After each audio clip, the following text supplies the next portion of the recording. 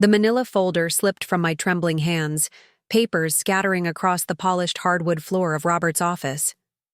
My father-in-law's handwriting jumped out from the pages, bold red circles around profit margins that weren't there, notes about covering the gaps, and most shocking of all, my name written repeatedly in the margins with the words, "Tell Emily," underlined 3 times.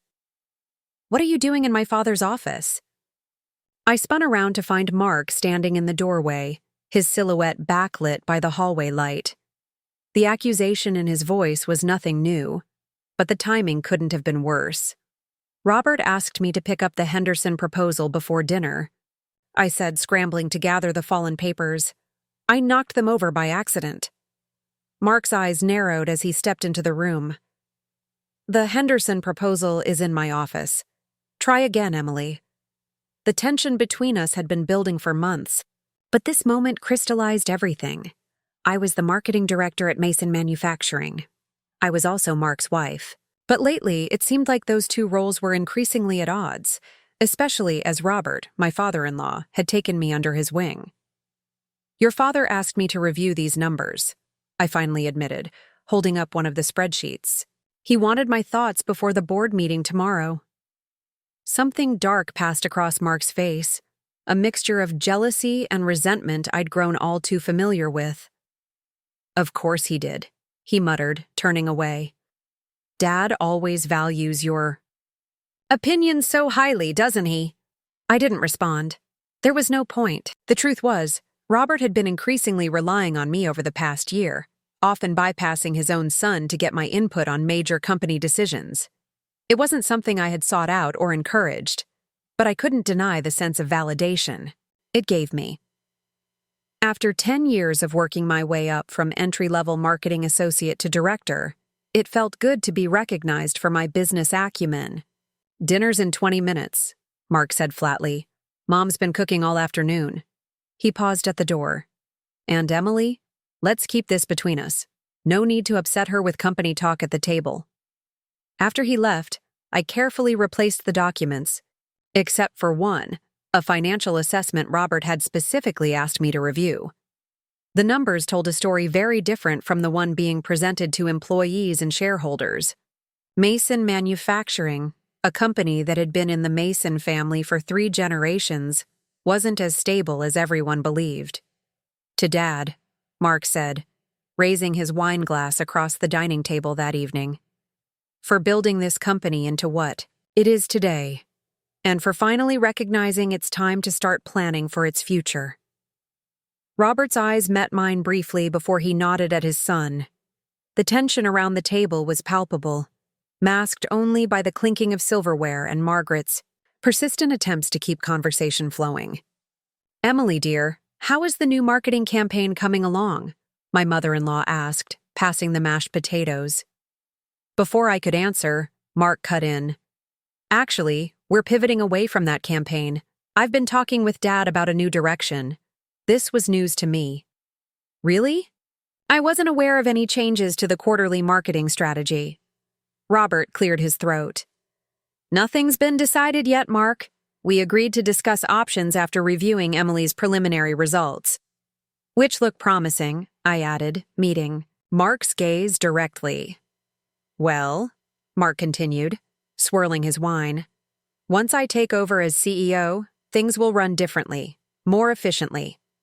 He emphasized the last word while staring pointedly at me. No offense, Em, but there's a lot of fat that could be trimmed. The implication was clear. In Mark's vision of the company's future, I might not have a place. You seem confident about these succession plans, Robert said carefully. His fork paused midway to his mouth. Mark's smile didn't reach his eyes.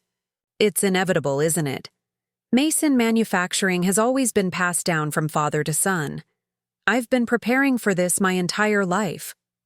Robert exchanged a look with me, so brief I almost missed it. But I'd come to recognize these silent communications, little acknowledgments that often occurred after Mark made sweeping statements about the business. Nothing in life is inevitable, son, Robert replied. Success must be earned, not expected. The atmosphere grew heavier after that exchange. Margaret valiantly tried to steer the conversation toward safer territory. Their neighbors' new landscaping, an upcoming charity gala, but the damage was done. Mark drank more than usual that night, while Robert ate in thoughtful silence. It was nearly midnight when Robert knocked softly on the door of my home office. Mark had gone to bed hours earlier, having barely spoken to me since dinner. "Got a minute?" Robert asked, his reading glasses perched on top of his head. "Of course," I replied, closing my laptop. These late-night strategy sessions had become increasingly common over the past 6 months. What had started as occasional requests for my marketing perspective had evolved into comprehensive discussions about the company's overall direction. Robert closed the door behind him and sank into the leather chair across from my desk. He looked tired, more than tired, exhausted in a bone-deep way that concerned me. "You saw those numbers today?" he said without preamble. I nodded. "The East Coast Distribution Center is hemorrhaging money, and the new product line isn't performing, as projected." "Mark pushed hard for both of those initiatives," Robert said quietly, "against my better judgment. Can we recover?" Robert removed his glasses completely, rubbing the bridge of his nose. "Yes, but it will require some difficult decisions. Decisions I'm not sure Mark is prepared to make." The implication hung in the air between us. For the first time, Robert was openly expressing doubts about his son's business acumen. "Mark has always been creative, visionary," Robert continued, choosing his words carefully. "But the day-to-day operations, the hard calls, the ability to see beyond the flash to the eye. Substance." He trailed off. "Why are you telling me this?" I asked, though I suspected I knew the answer. "Because I trust you, Emily. More than that, I value your judgment." He leaned forward. "The board is getting nervous. They've seen the numbers, too. I need someone I can count on to help stabilize things." "Mark won't like it if he thinks I'm interfering," I said. Robert's smile was sad. "My son has many gifts, but self-awareness isn't one of them. He doesn't see what I see in you." "And what's that?" "Leadership, integrity, the ability to make tough decisions without letting ego get in the way." He paused. "Everything a good CEO needs." My heart skipped a beat. "Robert, what exactly are you saying?" He stood up, effectively ending the conversation. "Just think about what I've said, and keep those financial documents to yourself for now. Sometimes silence is your greatest weapon. Remember that, Emily." As he left, I sat in stunned silence. Was Robert Mason, founder and CEO of Mason Manufacturing, actually considering me as a potential successor over his own son? The idea seemed impossible, yet his words suggested exactly that. The next few weeks were a delicate balancing act.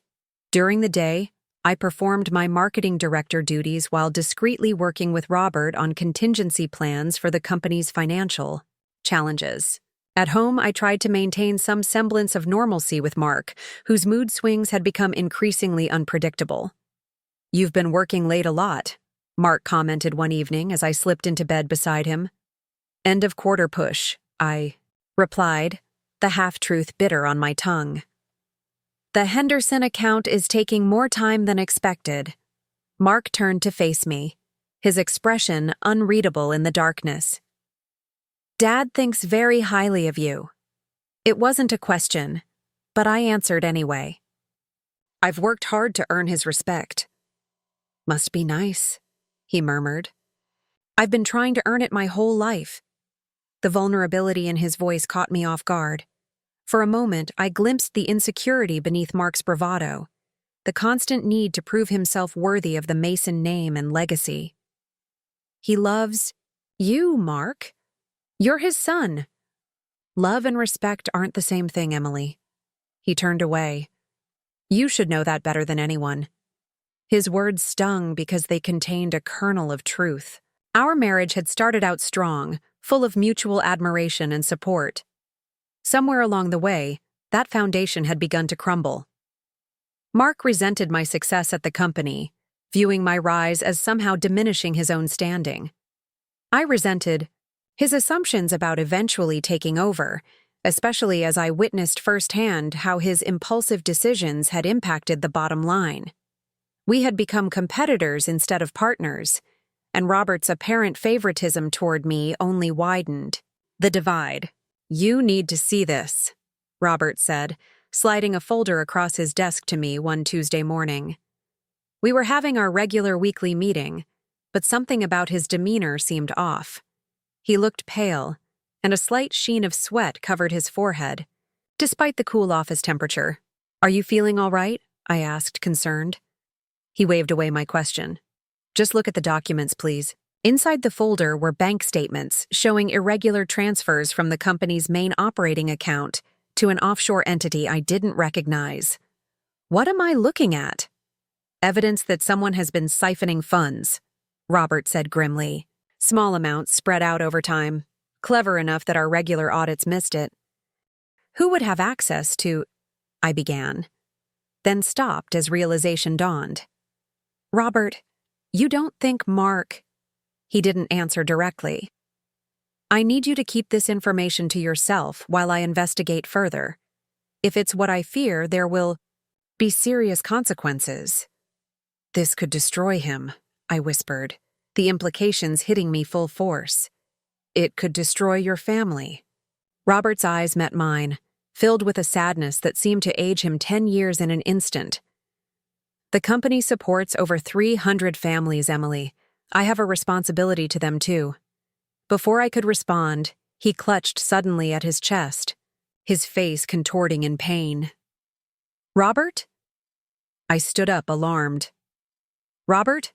What's wrong?"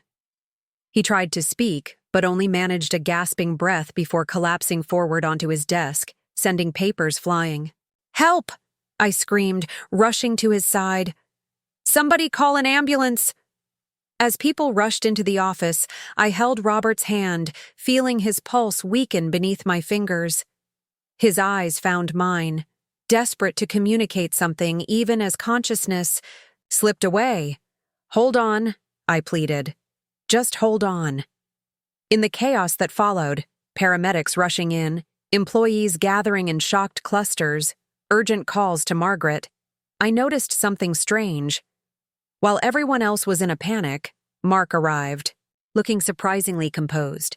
He stood in the doorway surveying the scene, his eyes lingering on the scattered papers from his father's desk. And in that moment, as Robert Mason was being loaded onto a stretcher, fighting for his life, a terrible thought occurred to me. Mark didn't look shocked or devastated. He looked ready.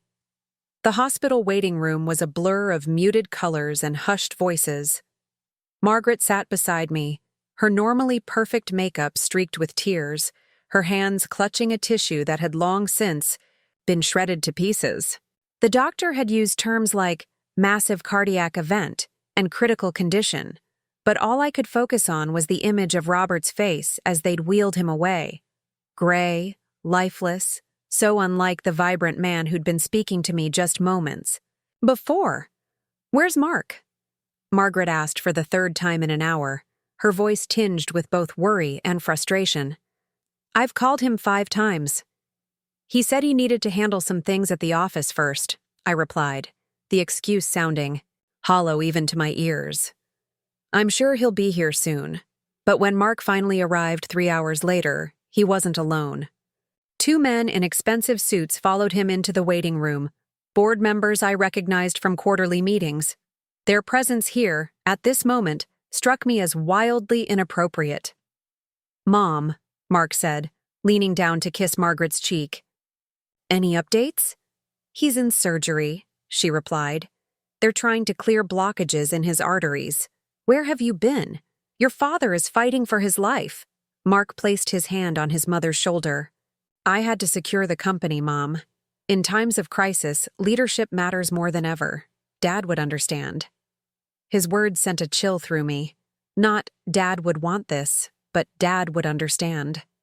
As if Robert's priorities had already been Reinterpreted, his wishes rewritten before he was even gone. Mr. Sullivan and Mr. Westbrook insisted on coming to offer their support, Mark continued, gesturing to the two board members who stood awkwardly nearby, and to discuss continuity measures. Continuity measures, I echoed, unable to hide my disbelief. Your father's still alive, Mark. Of course, and we're all praying for his recovery, Sullivan interjected smoothly. But Mason Manufacturing employs hundreds of people. Markets get nervous when leadership is uncertain. Mark nodded. I've already spoken with the executive team and security. We're implementing the emergency succession protocol. I stared at him, stunned. There is no emergency succession protocol. Robert never finalized one. Something flickered in Mark's eyes. Triumph, perhaps, or relief. The board voted on it last month. As executive vice president, I assume temporary control until Dad recovers, or... He left the alternative unspoken. My mind raced. I attended every board meeting as part of my role. There had been no vote on succession protocol. Either Mark was lying, or the vote had happened behind closed doors, without Robert's knowledge or mine. Before I could challenge him, a doctor appeared in the doorway, surgical mask pulled down around his neck. We all stood, the tension in the room shifting instantly from corporate politics to life and death. Mrs. Mason, he addressed Margaret. Your husband has stabilized for now. The next 24 hours will be critical. We've induced a medical coma to give his body a chance to heal. Margaret sobbed with relief. I felt my own tears finally break free after hours of numbness. Robert was alive. Everything else could wait. But as I glanced at Mark, I realized he wasn't sharing our relief. His face had hardened into something calculating as he checked his watch and whispered something to Sullivan. Within minutes, he was escorting his mother to Robert's room while simultaneously making arrangements with the board members to meet later. I really should go to the office, he told me as they prepared to leave. Someone needs to stabilize things. Your place is here, with your family, I insisted. Mark's smile didn't reach his eyes. You've got things covered here, Emily. Besides, you're family by marriage. I'm family by blood. There's a difference. The words stung more than they should have. After 10 years of marriage, after all I'd contributed to both the family and the company, I was still an outsider in Mark's eyes. After they left, I sat alone, in the waiting room, scrolling through my phone to distract myself. A company-wide email appeared in my inbox, sent from Mark's account but clearly drafted by legal. To all Mason Manufacturing employees, it is with deep regret that I inform you of a medical emergency involving our founder and CEO, Robert Mason. While we await positive news of his recovery, I will be assuming all executive functions effective immediately. Please direct all matters requiring executive approval to my office. Access protocols have been updated for security purposes.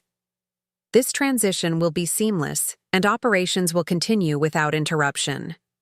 Mark Mason, Acting Chief Executive Officer.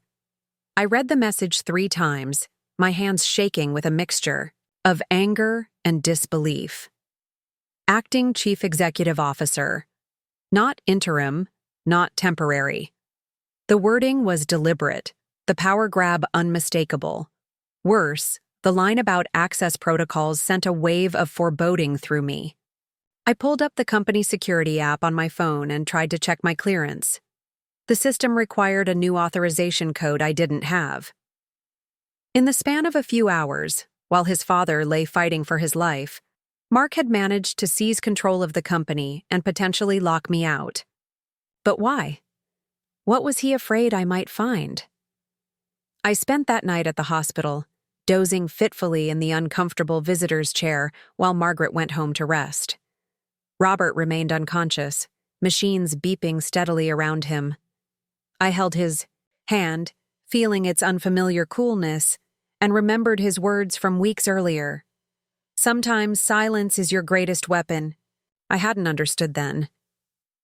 I was beginning to now. Morning came with no change in Robert's condition.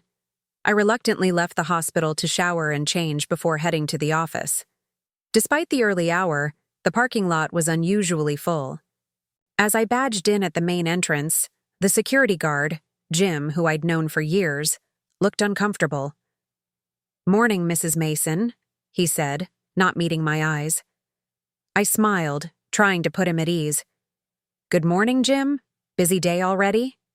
He nodded, still avoiding eye contact. Mr. Mason, the younger Mr. Mason, called an early staff meeting. All department heads. Really? I didn't get a notification. Jim's discomfort visibly increased.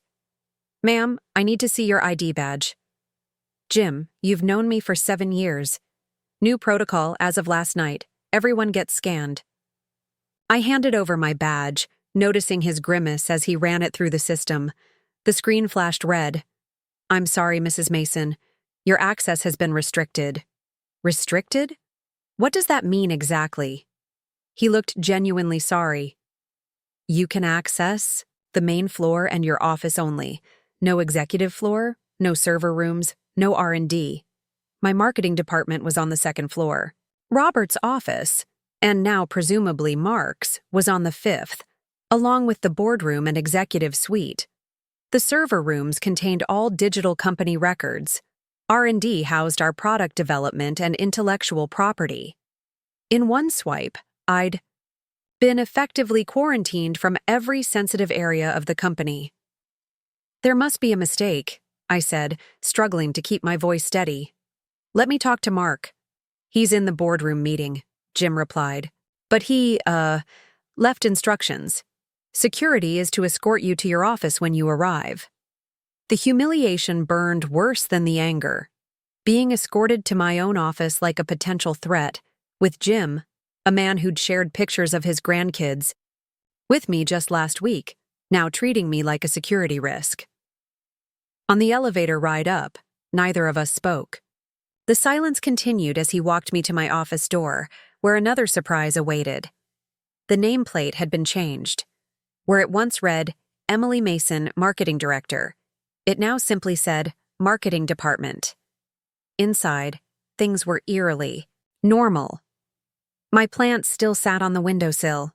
My family photo still faced my desk, but my computer was gone, replaced with an older model I didn't recognize. "Your personal items are in those boxes," Jim said quietly, pointing to 3 cardboard containers stacked by the wall. "Mr. Mason said you can take all the time you need to clean out my office?" I finished for him. He nodded miserably. "I'll be outside if you need anything." Alone in the office that no longer felt like mine, I sank into my chair, trying to process what was happening. A text message lit up my phone. From Lauren in accounting, a friend who'd started at Mason Manufacturing the same year I had. Emergency board meeting happening now. Mark announced restructuring. Your department being absorbed into sales. Jacob. Miller named as new marketing lead. What is happening? I stared at the message, a strange calm settling over me. So this was Mark's plan. Not just to seize power, but to systematically erase me from the company, to remove any influence or authority I might have. But why? The answer came in a flash of clarity. The financial documents. Robert's suspicions about funds being diverted. If Mark was responsible, my knowledge made me dangerous. I had just started to search through my desk drawers when my office door swung open without a knock. Mark stood there, flanked by 2 men I didn't recognize. Not employees, but dressed with the unmistakable stiffness of corporate security consultants. "Emily," Mark said, his voice carrying across the room to where several of my team members were now watching with undisguised interest. "I need a word." I stood, acutely aware of the audience. "Of course. In private?" "That won't be necessary," he replied, loud enough for everyone to hear. "I just wanted to personally inform you that as part of our emergency restructuring, your position has been eliminated." The room went silent. I felt the blood drain from my face but kept my expression neutral. "I see. And this decision was approved by whom?" "The executive board," which I now chair, Mark said. His smile was all teeth, no warmth. We appreciate your years of service, but frankly, we're taking the company in a new direction. You're no longer needed. The callousness of it, the public, humiliation deliberately orchestrated, should have broken me. Perhaps Mark expected tears or protests. Instead, Robert's words echoed in my mind. Sometimes silence is your greatest weapon. I nodded once, calmly gathering my purse and coat. I understand. I'll need to speak with HR about my contract terms. Mark's smile faltered slightly, as if disappointed by my composure. Of course. They're expecting you. I walked past him, head held high despite feeling dozens of eyes following my departure. In the elevator, alone at last, I finally allowed myself a moment of rage. One brief, silent scream into my closed fist before composing myself again. The drive home passed in a blur. For 10 years, I had poured my heart and soul into Mason Manufacturing.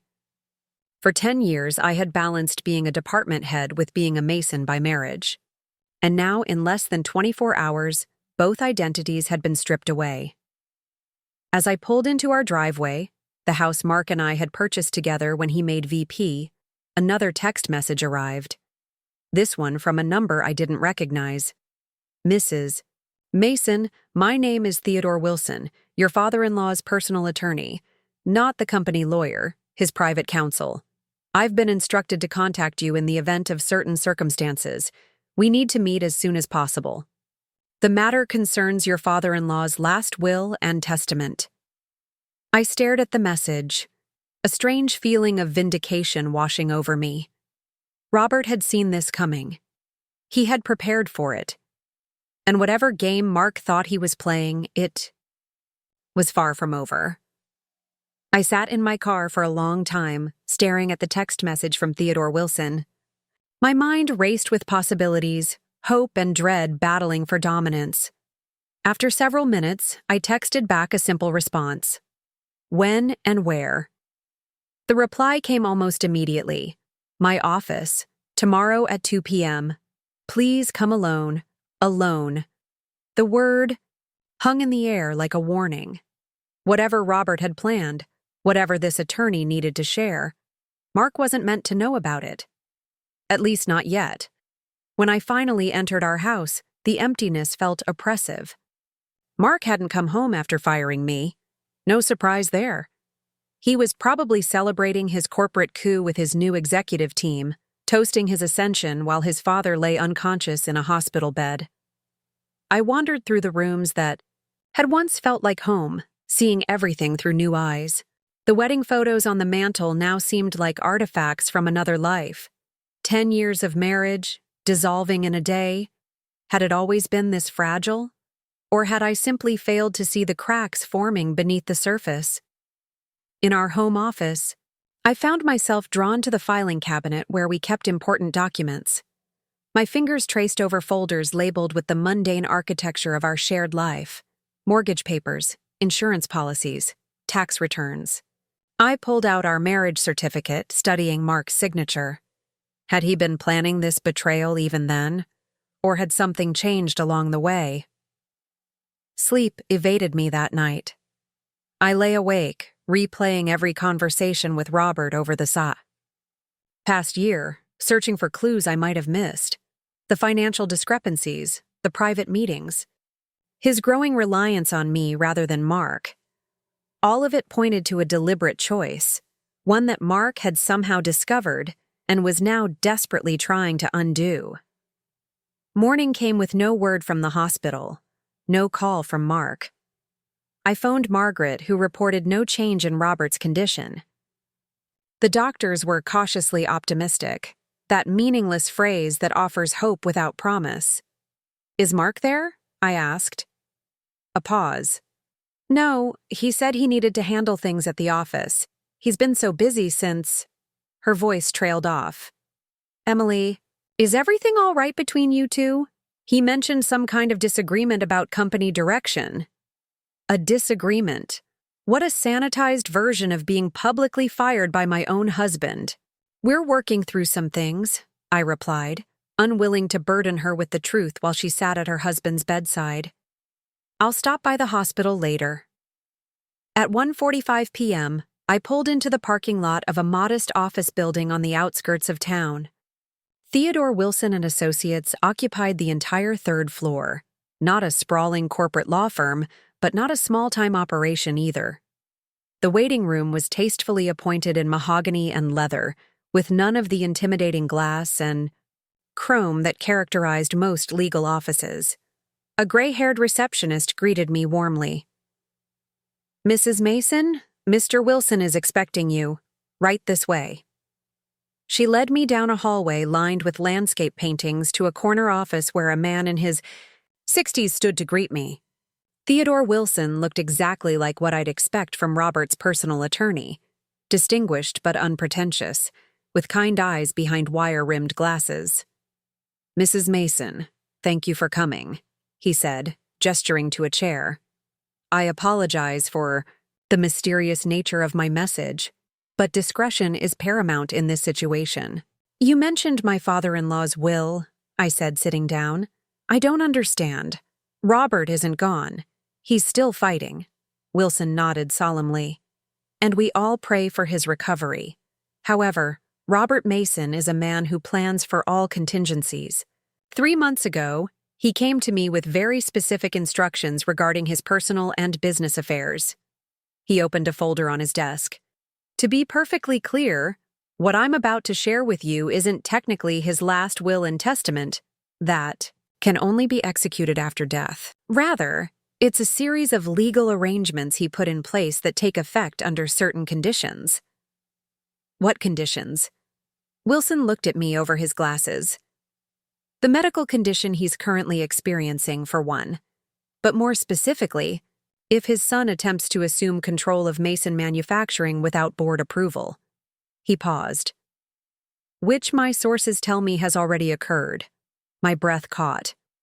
"You've been monitoring the situation?" "As instructed by my client." Wilson stood and walked to a wall safe hidden behind one of the landscape paintings. Robert anticipated this might happen. He shared his concerns about Mark's business decisions and certain irregularities he'd discovered. The safe opened to reveal a single sealed envelope and a USB drive. 3 days ago, Robert called me. He said things were coming to a head, that he needed to accelerate our timeline. Wilson returned to the desk, placing the items between us. He was going to confront Mark after gathering final evidence. Obviously, events intervened. I stared at the envelope. What exactly am I looking at? Documentation of a series of transactions that put control of Mason Manufacturing in different hands than everyone currently believes. Wilson's expression was grave. "Mrs. Mason, are you aware that 5 years ago, Robert restructured the company's ownership through a complex series of holding companies?" I shook my head. The company had gone through a major reorganization around that time, but the details had been kept between Robert and the corporate attorneys. Even Mark had complained about being kept in the dark. On paper, Mason Manufacturing is owned by Mason Family Holdings, which most people, including your husband, believe is controlled by Robert as majority shareholder, with Mark holding a significant minority position. Wilson tapped the envelope. The reality is more complicated. Mason Family Holdings is actually owned by 2 separate entities: North Star Investments, which holds 35%, and Meridian Trust, which holds 65%. My mind struggled to process the implications. And these entities are controlled by whom? North Star belongs to Mark. He knows about that much. Wilson slid the envelope toward me. Meridian Trust, however, has a single trustee and beneficiary. With trembling fingers, I opened the envelope. Inside was a legal document with my name prominently displayed. I scanned the dense legal text, certain I was misunderstanding. "This can't be right," I whispered. "It is," Wilson confirmed. "Robert transferred controlling interest in Mason Manufacturing to you 5 years ago, through Meridian Trust. It was structured in such a way that the transition would remain dormant until activated by specific conditions, his incapacitation, coinciding with an unauthorized succession attempt by Mark. I couldn't breathe. Why would he do this? Why me instead of his own son? Wilson's expression softened. That explanation is on the USB drive, a video message Robert recorded for you. He asked that you watch it privately. He handed me a sealed envelope with my name written in Robert's distinctive handwriting. This contains all the access codes and account information you'll need to assert your control. The board has already been notified of an emergency meeting tomorrow morning where the true ownership structure will be revealed. Mark doesn't know any of this? I asked, still reeling. No. Robert was explicit that Mark was to remain unaware until the contingency was activated. I sat back in my chair, overwhelmed. I'm not sure I can do this. Run a company? Stand against my own husband? Wilson studied me thoughtfully. Robert believed you could. He told me you were the only person he trusted with his life's work. Paused. There's something else you should know. The financial irregularities Robert was investigating, they're all detailed on that drive. Mark has been systematically diverting company funds for years. The revelation shouldn't have surprised me after everything that had happened, yet it still felt like a physical blow. Where? What was he doing with the money? That's the interesting part, Wilson replied. He's been funneling it into a real estate holding company called Westview Properties. They own several commercial buildings, including a luxury apartment complex downtown. A memory surfaced. Mark's unexplained late nights, mysterious weekend business trips to properties we too supposedly owned as investments. I'd never seen the financial records, had trusted him to handle that aspect of our marriage. Does Mark own Westview Properties? I asked, already suspecting the answer. Wilson nodded. Under an alias. But here's what's truly ironic. As majority owner of Mason Manufacturing, you now also control all company subsidiaries and investments, including a recent acquisition Robert made quietly last month. Which was? Westview Properties. Robert bought it through a shell company when he confirmed Mark's connection to it. Wilson allowed himself a small smile. Your husband has been embezzling company money to build his own real estate empire, not realizing he was ultimately transferring those assets back to the company, and now, to you. The implications hit me all at once. Not only was I now Mark's boss, but I also owned his secret properties, including whatever he'd been using them for. My phone buzzed with a text message from Mark. Coming home early. We need to talk. Bringing champagne. Big news from the hospital. Showed the message to Wilson, my stomach clenching. Big news? Has Robert? No, Wilson assured me, checking his own phone. My contact at the hospital says there's been no change. Mark is lying. Of course he was. Lying seemed to be his default state now. I tucked the documents and USB drive into my purse, a strange calm settling over me. What do I do now? Go home, Wilson advised. Act normal. Let Mark believe his plan is working. Tomorrow at the board meeting, everything changes. As I stood to leave, Wilson added, Mrs. Mason, Robert often told me you were the daughter he never had. He didn't do this on a whim. He truly believed you were the only one who could save the company. The weight of Robert's trust settled on my shoulders, not as a burden, but as a kind of armor. Whatever came next, I wouldn't be facing it alone. Mark was uncorking champagne when I arrived home, his suit jacket tossed casually over the kitchen counter. He looked up with a smile that didn't quite reach his eyes. There you are, I was beginning to wonder. Just running errands, I replied, setting my purse down carefully, conscious of its precious contents. What are we celebrating? Dad's showing. Signs of improvement, Mark said, filling 2 glasses. And the company transition is going smoothly. The board has been surprisingly supportive. Both lies. I accepted the glass he offered, not bothering to point out that I hadn't heard from Margaret about any change in Robert's condition. "That's wonderful news." Mark studied me, looking momentarily uncertain. "About yesterday, I know it seemed harsh, letting you go like that. Publicly humiliating and firing your wife did seem a bit extreme," I agreed, my tone deliberately light despite the anger simmering beneath. He had the grace to look slightly embarrassed. "A necessary business decision. You were too close to Dad, too aligned with his outdated vision. The company needs fresh leadership. And that's you? Who else?"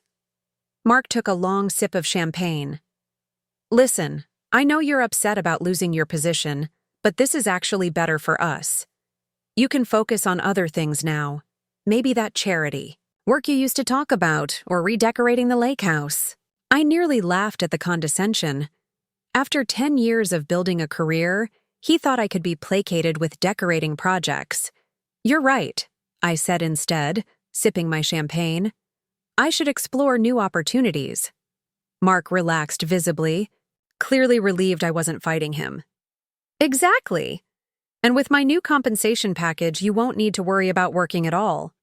In fact, I was thinking we should plan that European trip you've always wanted." The casual way he dangled these bribes, using company money he'd seized control of through lies, made my skin crawl.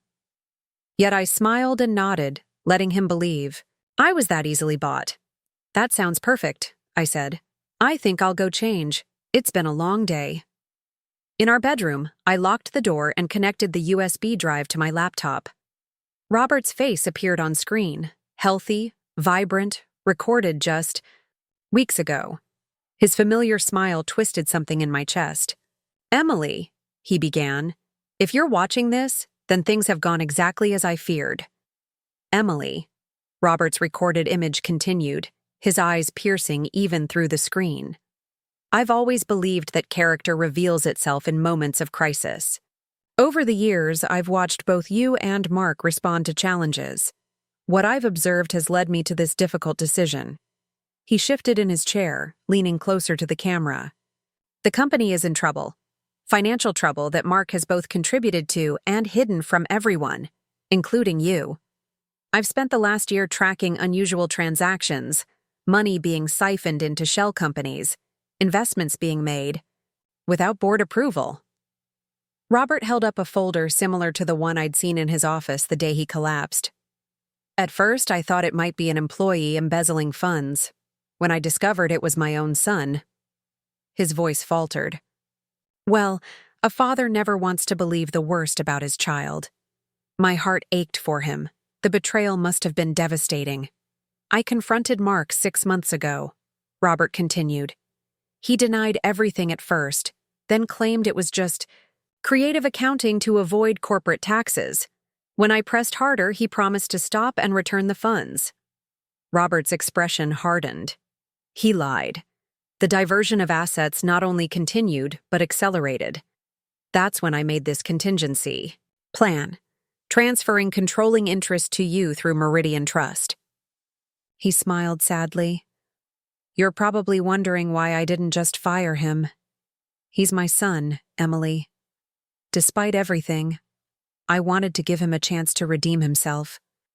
I thought if I could prove what he was doing and force him to face consequences within the family, we might save him from worse outcomes." Robert picked up a glass of water, taking a sip before continuing. "If you're seeing this, one of two things has happened. Either I've confronted Mark and something's gone terribly wrong, or I've become incapacitated and Mark has moved to seize control." A chill ran through me. Had Mark's actions somehow contributed to Robert's heart attack? The timing was suspicious, to say the least. "Tomorrow, you'll attend the emergency board meeting that Theodore has arranged. You'll present yourself as the legal majority owner of Mason Manufacturing. It won't be easy. Mark will fight you. The board may resist at first. But Theodore has all the documentation, and the law is on your side." Robert's expression softened. "I'm sorry to put this burden on you, Emily, but you're the only one I trust to protect what I've built. Not just the company, but the livelihoods of hundreds of employees who depend on it." He leaned forward again, his voice lowering as if sharing a secret. One last thing. The Westview Properties acquisition wasn't just about reclaiming stolen assets. Mark's been using one of the apartments, Penthouse B at the Westbrook downtown. What he's doing there, who he's meeting with, that's something you'll need to discover for yourself. The video ended, freezing on Robert's concerned face. I sat in the dim light of our bedroom, mind racing with questions. What was Mark hiding? At that apartment? And how was I supposed to walk into a boardroom full of people who'd watched me be publicly fired and declare myself their boss? I heard Mark's footsteps in the hallway and quickly disconnected the USB drive, slipping it into my jewelry box just as he knocked on the door. "Emily? Why is the door locked?" "Sorry," I called, trying to sound casual as I opened it. "Habit from changing." Mark looked slightly suspicious but shrugged it off. "Dinner reservations at Antonio's at 8. Wear something nice. We're celebrating." I forced a smile. "Sounds perfect." That night, I played the role of supportive wife flawlessly. I laughed at Mark's jokes, nodded at his grandiose plans for the company, and pretended not to notice when he took his third call of the evening, stepping outside to speak in hushed tones. All the while, I was mentally preparing for the morning's confrontation. When we returned home, Mark went straight to his study while I feigned exhaustion and retreated to the bedroom. Once alone, I reviewed the documents Wilson had provided, memorizing key details about the company's ownership structure. I also studied the access codes for the Westview property, particularly Penthouse B at the Westbrook. Sleep eluded me, but I didn't mind. The adrenaline coursing through my veins was better than any caffeine. Morning arrived with a text from Wilson. "Board meeting set for 9 a.m. Car will pick you up at 8:30. I dressed with deliberate care, a charcoal gray suit that conveyed authority. Without being flashy, pearl earrings that had been a gift from Robert on my 5th anniversary with the company, hair pulled back in a sleek bun. Nothing about my appearance would suggest I was there for anything other than business. Mark had already left for the office, mentioning something about preliminary discussions with the board. I imagined him setting the stage, cementing his position, completely unaware of what was coming. At 8:30 sharp, a black sedan pulled into our driveway. Wilson himself sat in the back seat, surrounded by file folders and a tablet. "Good morning, Mrs. Mason," he greeted me. "Are you ready?" "As I'll ever be," I replied, sliding in beside him. During the drive, Wilson briefed me on what to expect. The full board will be present, 12 members including Mark. Most of them have known you for years, but they'll be shocked by what's about to happen. Stay calm, speak clearly, and let the documents do the heavy lifting. "What if they side with Mark?" I asked, voicing my deepest fear. "They can't," Wilson assured me. "The legal structure is ironclad. Robert made sure of that. Besides, several board members have privately expressed concerns about Mark's recent actions. They just lacked the power to oppose him." As we pulled up to Mason Manufacturing headquarters, I took a deep breath. The last time I'd been here, I'd been escorted out in disgrace. Today would be different. In the lobby, heads turned as I walked confidently toward the elevator, Wilson at my side. The receptionist's eyes widened in recognition, but before she could say anything, we were already moving past her desk. "Executive floor," I told the security guard who operated the elevator. He glanced uncertainly at my visitor badge, then at Wilson. "It's all right, Jeff," Wilson said smoothly. "We're expected." The boardroom was down the hall from Robert's office, now Mark's, I supposed. Through the glass walls, I could see the board members already seated, with Mark standing at the head of the table mid-presentation. He froze when he spotted me, confusion giving way to anger in an instant. I didn't give him time to react. I pushed, opened the door, and walked in as if I owned the place, which, as it happened, I did. "Good morning, everyone," I said, my voice steadier than I felt. "I apologize for interrupting, but there's an urgent matter we need to address. Mark recovered quickly. Emily, this is a closed board meeting. You no longer work for Mason Manufacturing, remember? Several board members shifted uncomfortably in their seats, avoiding my eyes. They'd clearly been informed of my dismissal, but not the circumstances surrounding it. Actually, Mark, I replied, nodding to Wilson, who began distributing folders. To each person at the table, I'm here in my capacity as majority shareholder and controlling owner of Mason Manufacturing. The silence that followed was absolute. Mark's face went from red to white in seconds. What the hell are you talking about? He finally sputtered. This is ridiculous. Dad owns controlling interest, which passes to me as acting CEO during his incapacitation. Wilson stepped forward. If you'll all review the documents before you, you'll see that Robert Mason restructured company ownership 5 years ago. Mason Manufacturing is owned by two entities, Northstar Investments, which holds 35% and is controlled by Mark Mason, and Meridian Trust, which holds 65% and is controlled by Emily Mason. Board member Susan Chen, who'd always been direct, looked up from her folder. Why are we just hearing about this now? Robert established this structure with a triggering mechanism, Wilson explained. It would only activate under specific circumstances, his medical incapacitation coinciding with an unauthorized succession attempt. All eyes turned to Mark, who was frantically flipping through the documents. This can't be legal. Dad would never cut me out like this.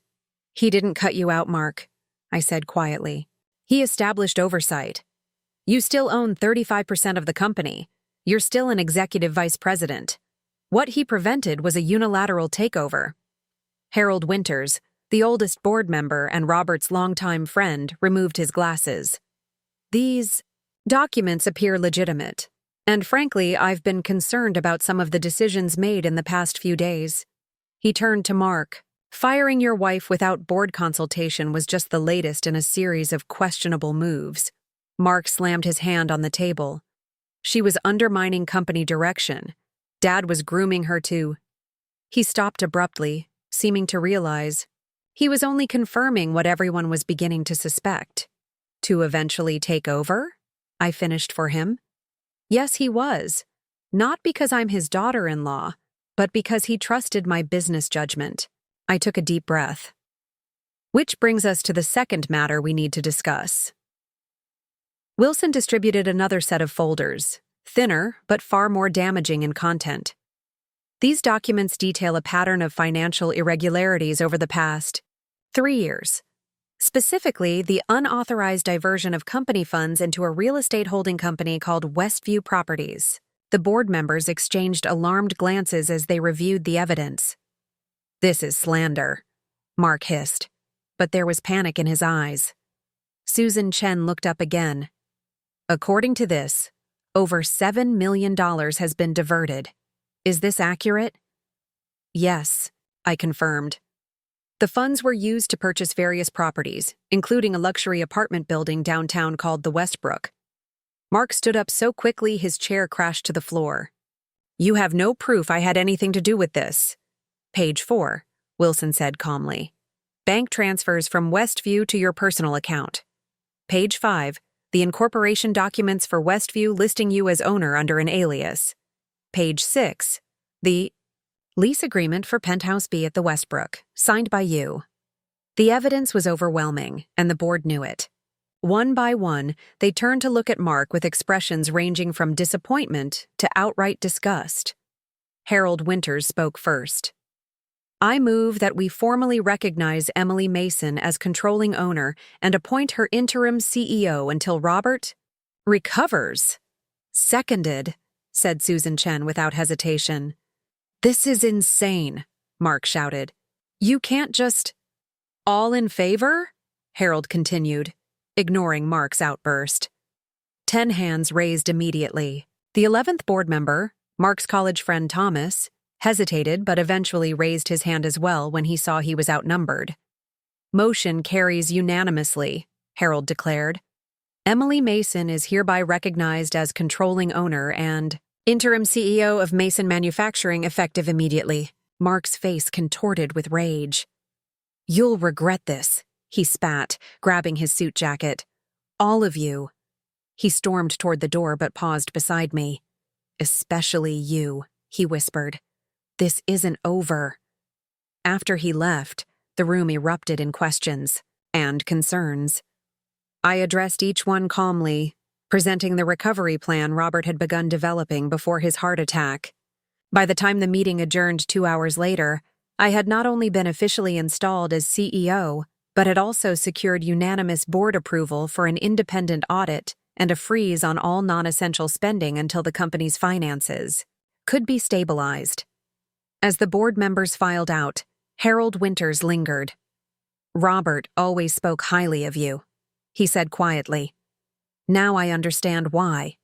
You handled this with grace and authority." "Thank you," I replied, genuinely touched by his support. "What will you do about Mark?" he asked. "The evidence suggests criminal activity," I sighed, the question weighing heavily on me. "I don't know yet. He's still my husband, and Robert's son. I need to understand the full scope of what he's done before making that decision." Harold nodded sympathetically. "Whatever you decide, the board will support you. Robert chose well." After everyone had gone, I stood alone in the boardroom, trying to process everything that had transpired.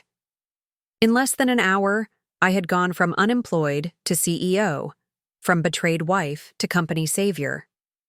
I walked slowly down the hall to what had briefly been Mark's office and was now mine. Robert's personal items had been shoved into boxes, replaced by Mark's golf trophies and modern art. Those would need to go. But first, there was something more important I needed to do. I pulled out my phone and the access codes for the Westbrook. It was time to discover exactly what Mark had been hiding in Penthouse B.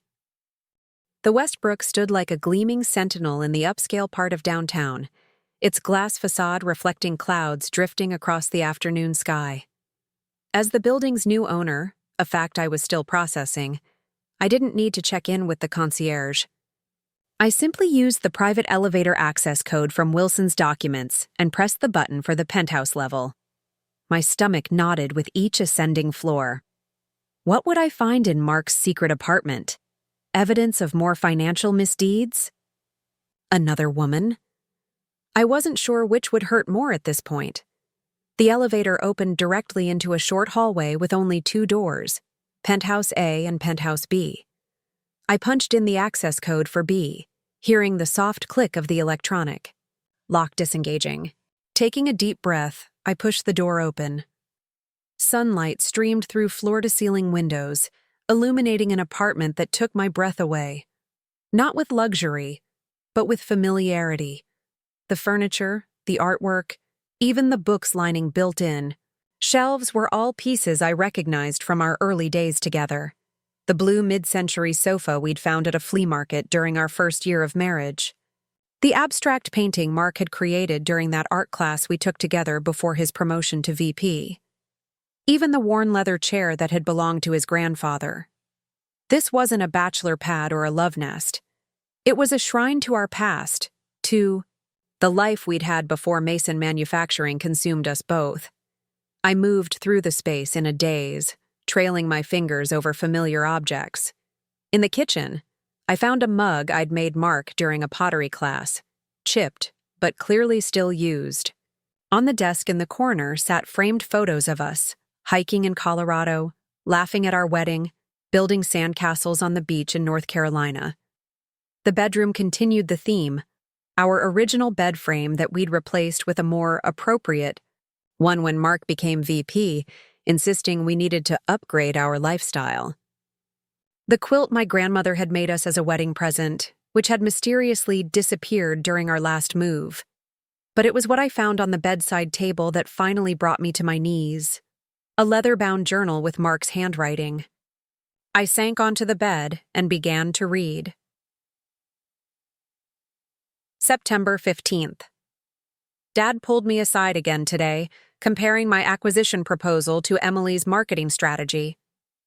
"Why can't you think things through like she does?" he asked. Not said, but implied. Why can't you be more like her? I remember when he used to be proud of me. Entry after entry documented Mark's growing resentment, not primarily toward me, but toward his father. The constant comparisons, the impossibly high standards, the sense that nothing he did would ever be good enough. December 3rd. Started moving things to the apartment today. Emily didn't even notice the missing boxes. She's too busy with the Henderson account, Dad's new pet project. This place is the only space that feels like mine anymore. No Mason manufacturing politics, no disappointment. Just the remnants of who we used to be before the company swallowed us whole. I flipped forward, heart pounding as I reached entries from around the time the financial irregularities began. February 28th. Made the first transfer today. Dad will never notice. He's too focused on grooming Emily as his successor. The irony isn't lost on me. Using company money to build something that's actually mine, not ours, not the family's, just mine. If he ever finds out, but he won't. He doesn't really see me anymore. The picture emerging from these pages was more complex than simple greed or malice. It was the portrait of a man drowning in insecurity, desperately grasping for control and validation. April 17th. Emily asked about the late nights again. I almost told her everything, about the apartment, about Westview, about how suffocated I feel by Dad's constant judgment.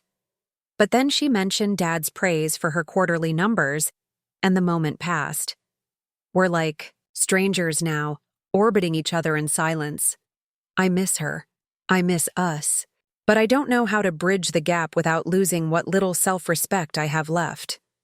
My vision blurred with tears. I'd been so focused on my own career, my own relationship with Robert, that I'd failed to see Mark's pain.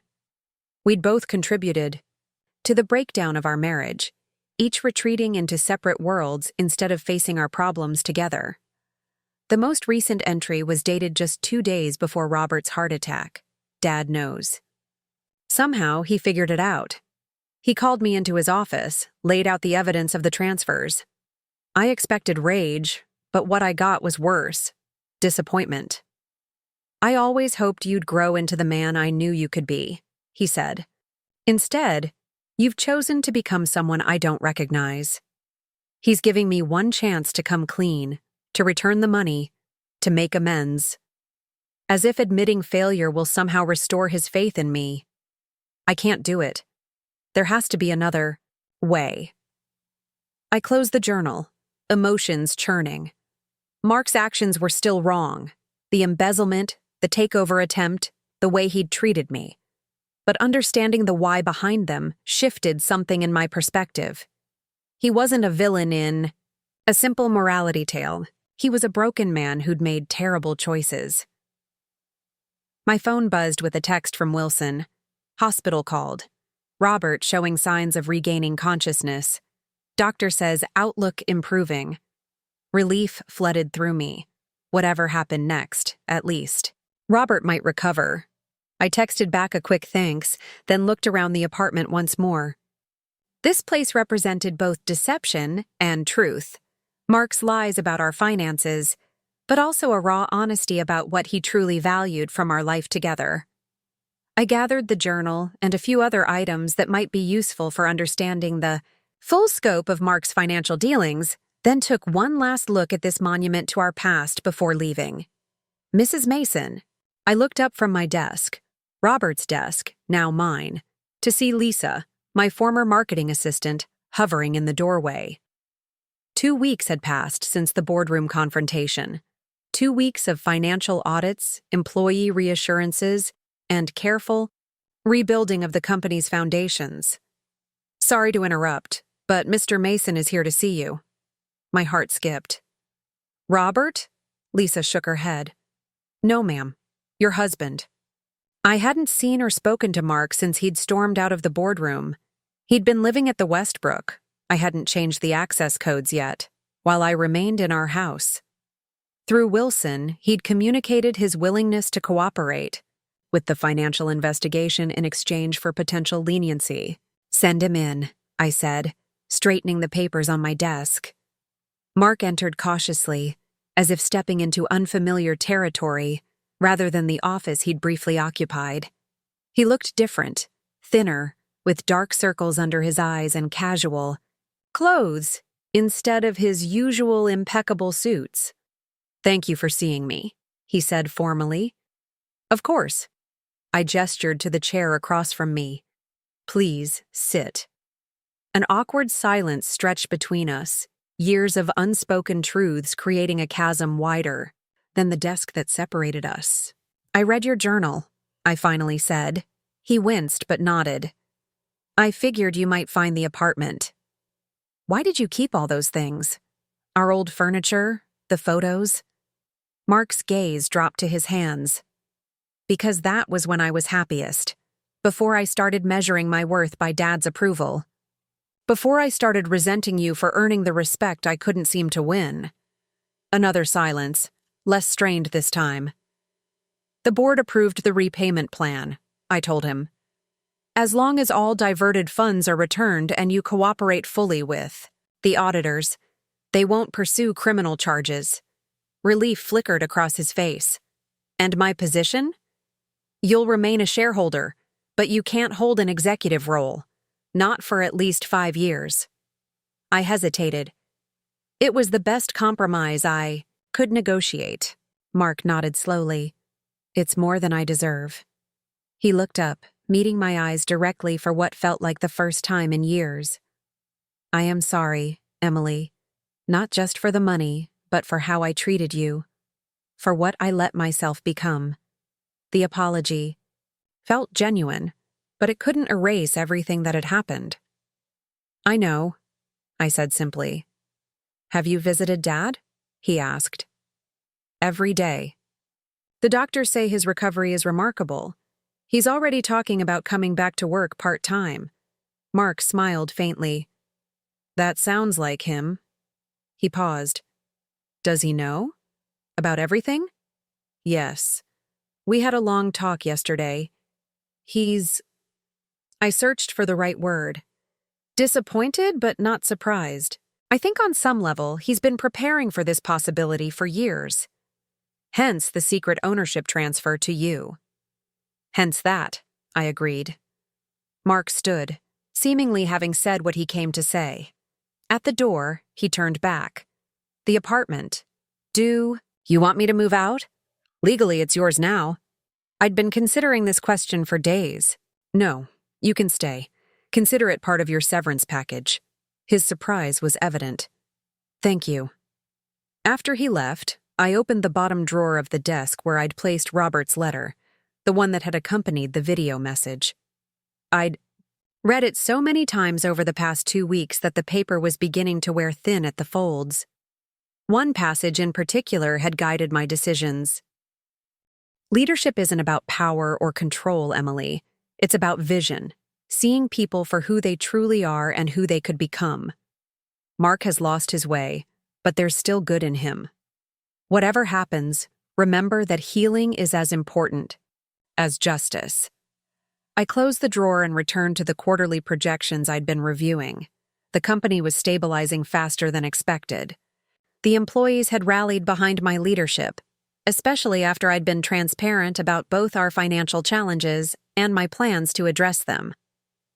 1 year later, I stood at the podium during the company's annual meeting, looking out at faces, both familiar and new. Robert sat in the front row, thinner and grayer but alive and alert. Beside him, Margaret beamed with pride. This past year has taught us valuable lessons about transparency, accountability, and resilience, I told the assembled shareholders and employees. Mason Manufacturing isn't just a company, it's a community, one that's stronger when we acknowledge our weaknesses and work together to overcome them. The financial reports displayed behind me showed a remarkable turnaround. Profits up 22%, market share expanded, employee satisfaction at its highest point in a decade. None of this would have been possible without every person in this room. From our board members who supported difficult changes, to our employees who embraced new processes, to our founder who created the foundation we continue to build upon. My gaze drifted briefly to the back of the room, where Mark stood quietly watching. He'd kept his word, repaying every cent and cooperating with investigators. Our divorce had been finalized 6 months ago. Amicable, if not painless. He was working as a consultant now, rebuilding his life one day at a time. We weren't friends exactly, but we were finding our way to a new kind of respect. After the meeting, I returned to my office, no longer feeling like Robert's space or a temporary arrangement, but truly mine. On my desk sat a framed quote, words from Robert's letter that had become my guiding principle. True leadership isn't about control, it's about vision. Beside it stood a small potted plant Mark had sent on the anniversary of my appointment as CEO. The card had read simply, "You deserved better, but you've built something remarkable. Thank you for the second chance." I touched the frame gently, thinking about the long journey from marketing director to CEO, from wife to ex-wife, from someone who sought approval to a leader who trusted her own judgment. The view from my office. Windows showcased the city skyline, including the Westbrook in the distance, a daily reminder of secrets revealed and truths confronted. I was both CEO and landlady, roles I'd never imagined holding. But more importantly, I was finally, completely, myself. And that was the most valuable inheritance of all.